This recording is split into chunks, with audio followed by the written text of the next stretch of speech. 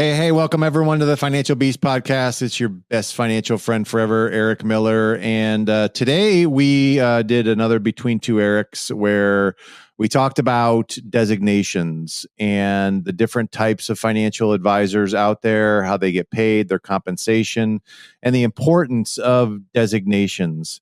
Look, designations, I think, are not a bad thing. If you're going to work with a professional, they should have some kind of a designation.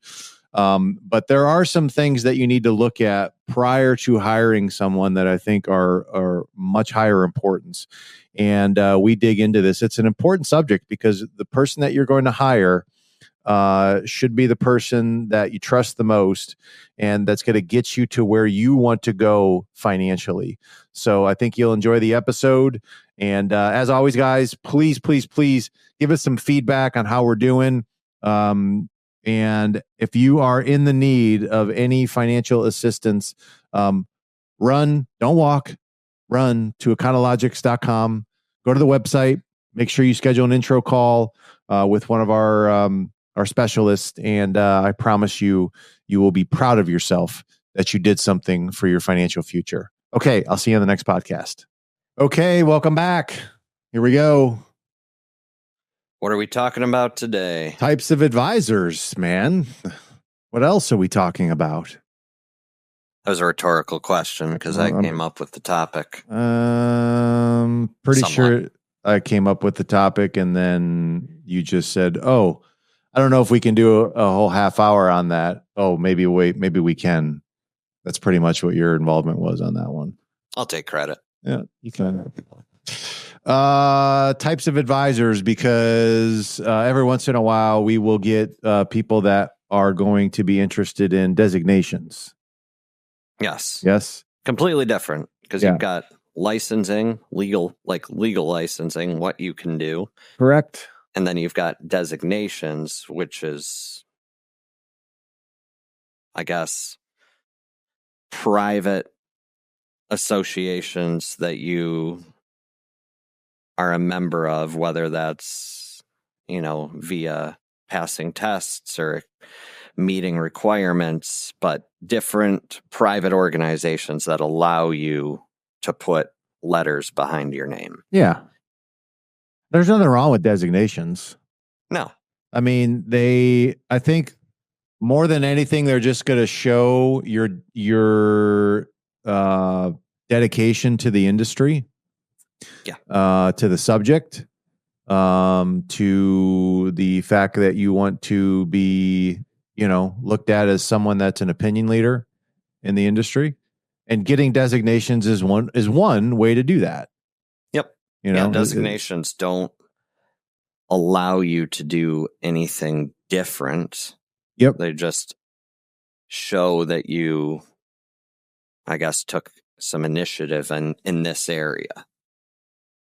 Yeah. So I think when someone is looking at hiring a financial advisor, most of the questions that they're going to ask are around, do you have any designations? Which is fine. You can totally do that. I don't know necessarily that is the sole criteria that I would look at when hiring someone, though, for sure.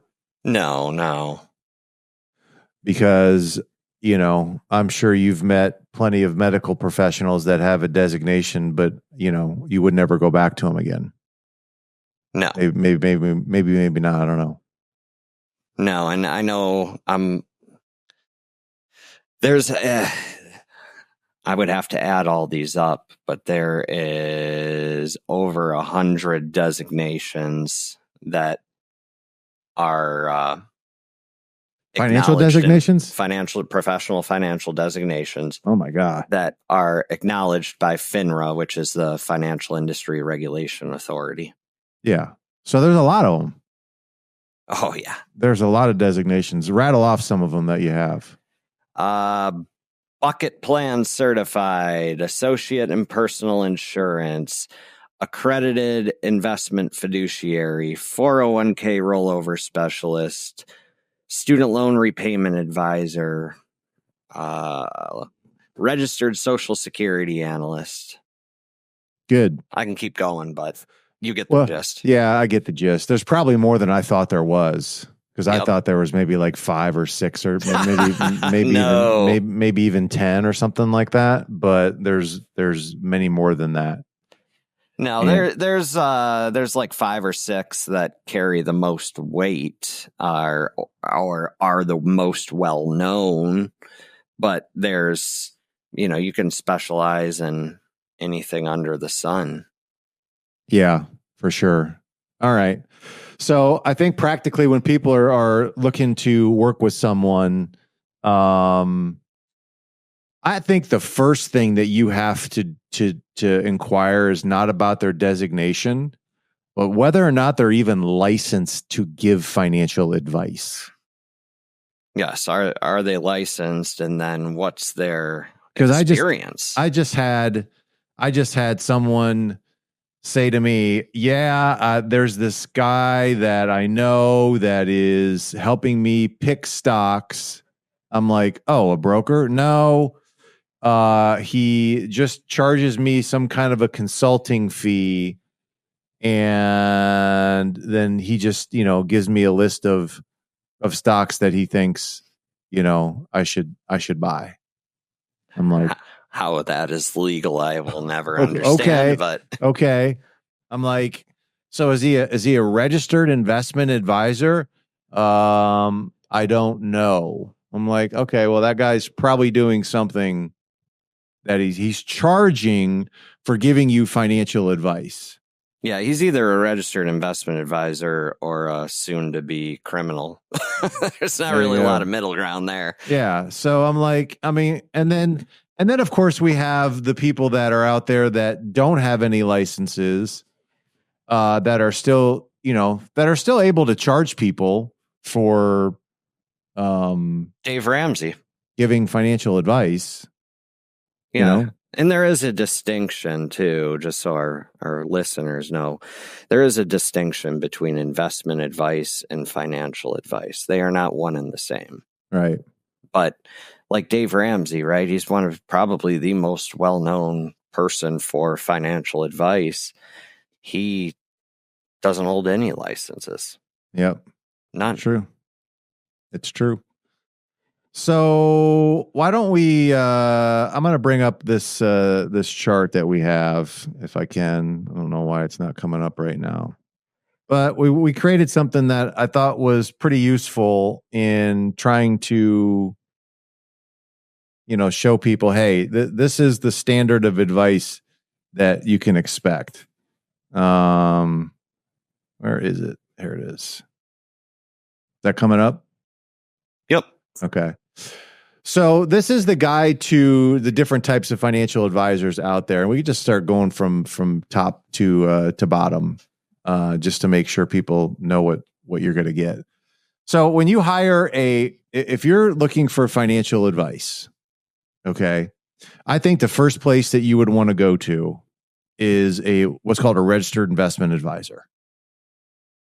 And they're going to be able to do typically one of two things for you.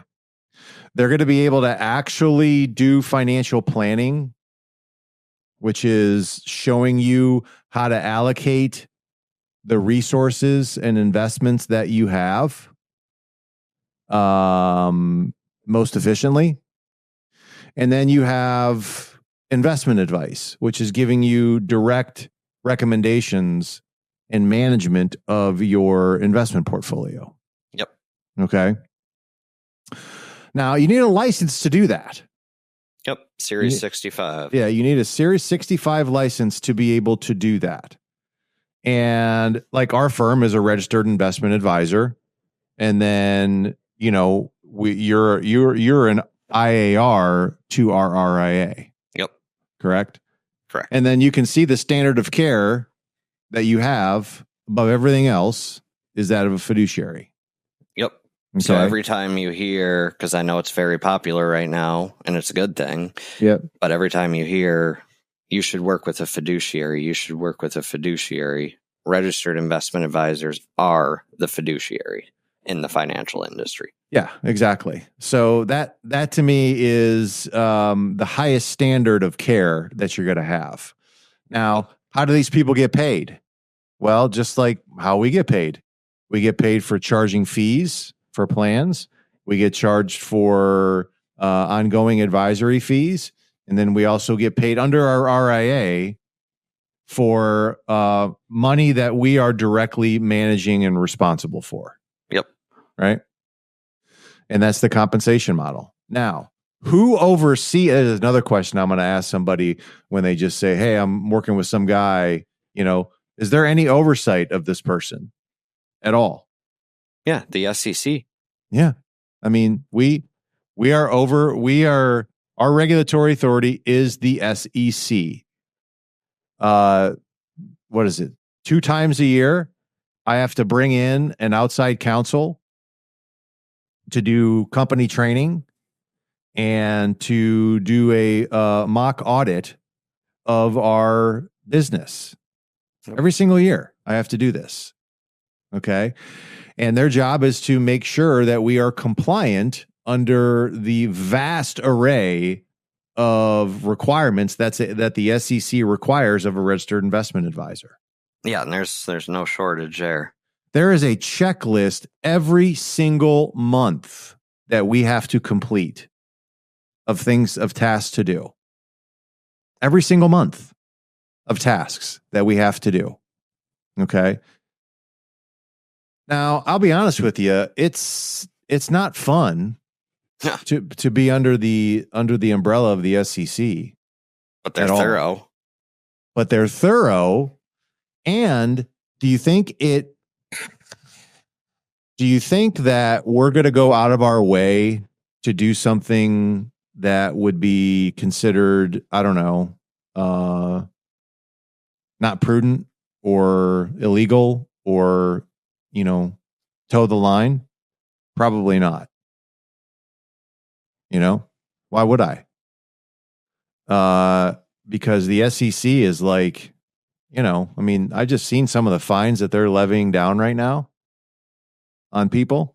Oh yeah, they're not shy about no penalizing. And, we have to make sure that our clients, the privacy is the client privacy is a priority. We have to make sure that your money is custodied correctly. We have to make sure that you're being charged appropriately. We have to make sure that your accounts are managed in accordance with what your objectives are. We have to make sure that we're licensed. We have to make sure that we're licensed in every state. There's a mountain of things that we have to do. Yep. And I think what rubs me the wrong way is like when I see people out there that don't have to do any of that and call themselves financial advisors. Because there's something about having to be in compliance that I think keeps you sharp. It makes it so that you I don't know. It's just like you want to make sure that you're doing right by your clients because we would want to do that anyway, but having, an authority there. When the rules and the expectations are hammered into your head month after month, kind of consistent basis, you tend to not stray from them as much. Yeah, that's true. There is some benefit to some oversight and compliance. Absolutely. Especially in the financial world, probably 5 years ago, I probably had a different opinion on that. But as I've seen things that have happened, as I see people that don't abide by the rules, I wish we all would just abide by the rules and we didn't have to have regulatory authority. Now, do I think the regulatory authority is too much, especially for because it's for every single type of advisor and not all advisors are alike, Yeah. So, but how do you oversight something without having some standards? Yep. I guess. So that to me is the regulatory authority, and then you have the common designations. So this is where we get into the most designations that you're going to see with most advisors. You're going to see either like a certified financial planner, chartered financial consultant, registered financial consultant, personal financial specialist, or a certified financial analyst, CFA. See, that's what you ought to do, Gersch. No, the CFA doesn't interest me at all. No, it doesn't. The CFA is really aimed at people who are like portfolio managers, who are doing like the day-to-day deep-seated analysis on individual securities. Yeah. It's not really related to what we're doing. Yeah, you're probably right. That's like for somebody who works at a mutual fund. Yeah, for sure. Let's talk about registered representatives and insurance agents, because those are the other two big ones. I mean, we don't have a lot of overlap with accountants or attorneys or bankers, but we definitely have a lot of overlap with registered reps and insurance agents. So give me an example of a registered rep. A registered rep is basically a broker, right? It's like somebody who works for Merrill Lynch. Okay. They have a license, right? They do. There's a variety of licenses there. The Series 6 and the Series 7 are the most well-known. Those are what allow you to transact business in either funds, like mutual funds, or individual securities, or both. Yeah. Okay. So basically, you can sell investment products, right? Yes, you sell investment products for a commission most of the time. Yep. Now, and this is the part of the financial industry that's so convoluted, and why I think a lot of the general public doesn't really understand. Registered representatives can also do something called a wrap account, which is basically, it's the closest thing you can get to a fee-based account that we do. It's essentially tomato, but they're doing it still under a Series 6 or Series 7 license, not a Series 65. Yeah. But for the most part, these people they're there to sell investment products, and there's nothing wrong with that. Right? There's nothing wrong with that. But I don't know that they get too much into planning. Yeah, I don't think planning is, I mean, some of them do planning, definitely. Yeah. I mean, I worked at a registered rep place, and a couple of the guys did planning, but planning's not the bread and butter. Yeah, for sure. And again, there's nothing wrong with working. I mean, they do have the regulatory authority of the SEC and then FINRA as well. Yep. That have oversight of them. Okay. So then we get down into what? The insurance agent? Yeah, my favorite. This is your favorite. It's not my favorite. I shouldn't say it's my least favorite, because there is a great... Why? You are an insurance agent. I am. Yeah. But what I don't like, so I am an insurance agent, but I'm also Series 65. I'm a individual IAR. Yes. Yeah. Sorry, all these words, this word salad. I'm an individual investment advisor representative. Okay. Yep.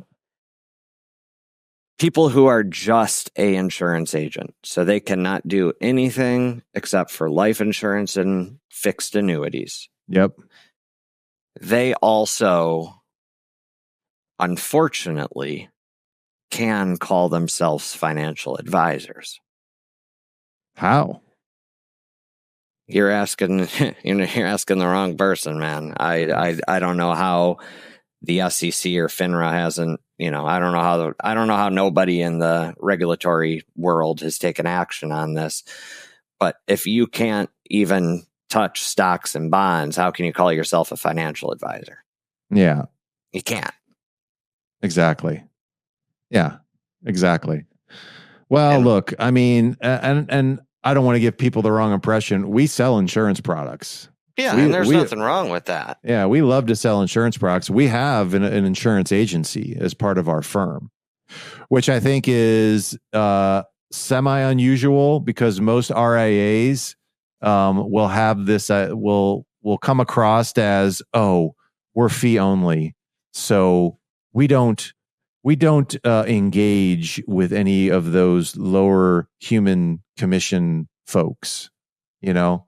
I mean, they refer the business out when it's needed. I'm being sarcastic, but they kind of have that viewpoint, like because they're not charging a quote unquote commission, that they're somehow impenetrable to any other kind of bias, or anything like that, which is completely untrue. So, when I hear that someone uses that as a tagline, hey, we're fee only, which means we don't have any conflicts of interest, whatever. Everybody has if you want to make it simple, a fee in the financial industry, a fee is generally a percentage of assets. Well, guess what? A commission is generally a percentage of assets. Yeah. It's two routes to the similar, if not same ending. Exactly. So you can see that an insurance agent, obviously, you're licensed to be an insurance agent. Your standard of care is with something called suitable. It just means that whatever the product is has to be suitable for you. And they get paid, and their oversight is the Department of Insurance, the state Department of Insurance. Yep. And there's different designations that you can have from there. And I guess the point of the chart is just to show you, like, look, you guys just need to know who you're talking to. Yeah. And when you're talking to, someone that is, claims to be a financial advisor, that's great. Just, all right, talk to me about your license. Okay. Talk to me about who oversees you. And talk to me if, you indeed, do have some duty of care for working with me. And then how you're going to charge me. The designations, okay. I mean, are they highly important?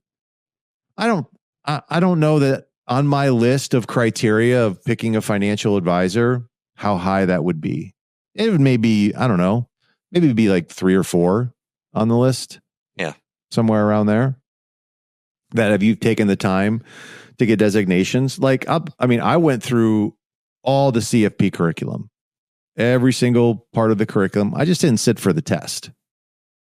I guess in hindsight, maybe I should have, but it became pretty clear to me as I was going through the material that about 90% of it wasn't necessarily going to pertain to things that we were doing in helping healthcare practice owners.